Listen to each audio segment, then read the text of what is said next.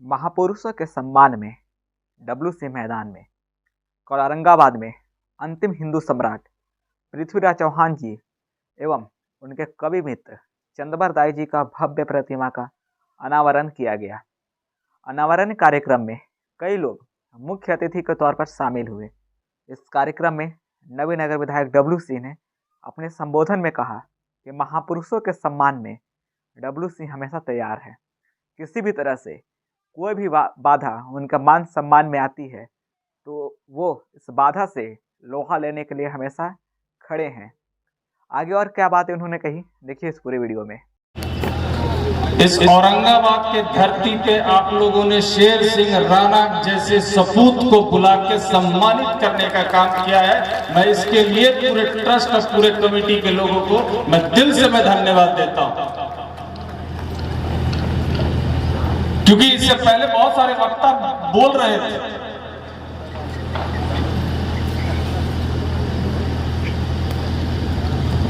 पृथ्वीराज चौहान जी के बारे में प्रोफेसर साहब बता रहे थे, क्योंकि विजय भैया को मैं जानता हूं, वो इतिहास के प्रोफेसर भी है, वो पूरी इतिहास बता रहे थे।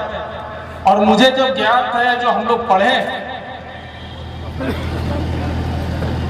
क्योंकि हम लोगों को बचपन से पृथ्वीराज चौहान जी का एक एक कहानी सिलेबस में पढ़ाया गया है, लेकिन सिलेबस में शेर सिंह राणा ऐसा शेर के बारे में कभी पढ़ाया नहीं गया है। ये कहीं पर भी अगर पैदा होता है तो ये हम लोगों के लिए गर्व का विषय है।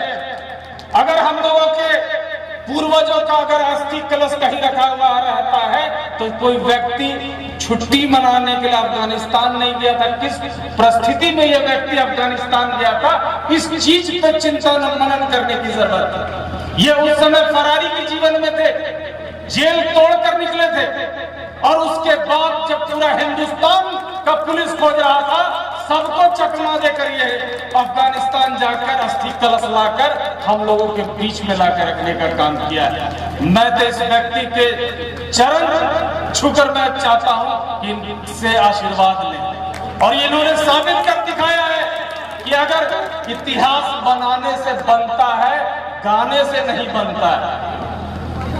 ये व्यक्ति ने इतिहास बनाकर दिखाया। आज हम लोग गर्व से कह सकते हैं कि पृथ्वीराज चौहान का अस्थि कलश आज हमारे देश के अंदर में, आज हम लोग पूरे गर्व के साथ कह सकते हैं कि हम लोग अपने पूर्वजों की सम्मान कर रहे हैं। अभी ठीक हमारे आनंद भाई बोल रहे थे कि महापुरुषों का मूर्ति इसी तरीके से पड़ा रहता है, कभी अनावरण नहीं हो पा रहा।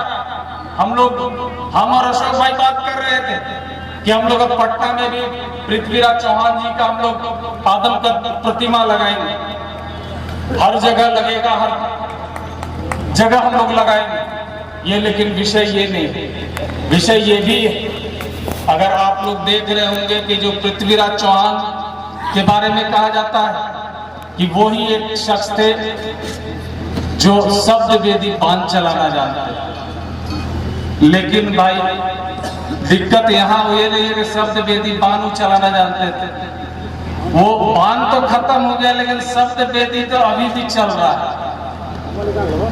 जिस तरीके से हम लोगों ने इस मूर्ति में देखा है, खास करके इस मूर्ति को बनाने में और इसको यहाँ पे जगह दिलाने में जिस तरीके से सतीश भाई और चेयरमैन साहब लोगों ने मदद किया था, बहुत लोग थे जो शब्द वेदी बांध ही चला रहे थे और शब्द वेदी बांध चलाकर इस काम को रोकने का प्रयास कर रहे थे।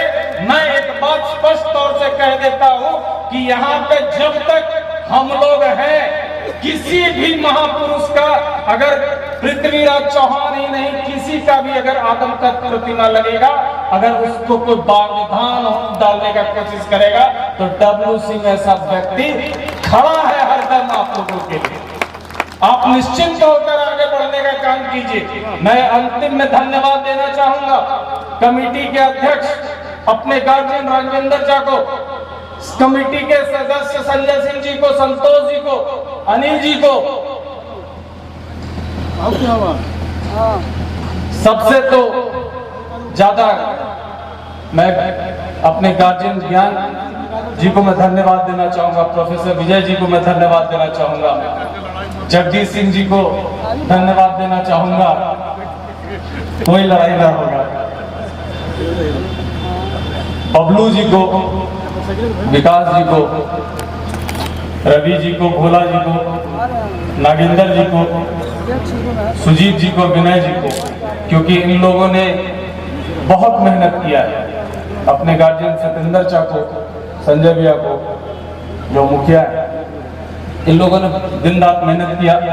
और सबसे बड़ी बात है कि ये कोई एक व्यक्ति का प्रयास नहीं है, ये सारे पूरे समाज का प्रयास है। आज पूरे समाज की जीत हुई है और पूरे समाज ने मिलकर इस प्रतिमा को लगाने का काम किया है। मैं इसके लिए यहाँ आए हुए सभी अपने गार्जियनों का, अपने नौजवान साथियों का अभिनंदन करता हूँ और धन्यवाद भी देता हूँ कि इस ठंड में, इस बर्फ गिर रहा है, इसमें आप लोगों ने आया और हम लोगों का हौसला बढ़ाया। इन चंद शब्दों के साथ मैं अपने वाणी को विराम देता हूँ। जय जय।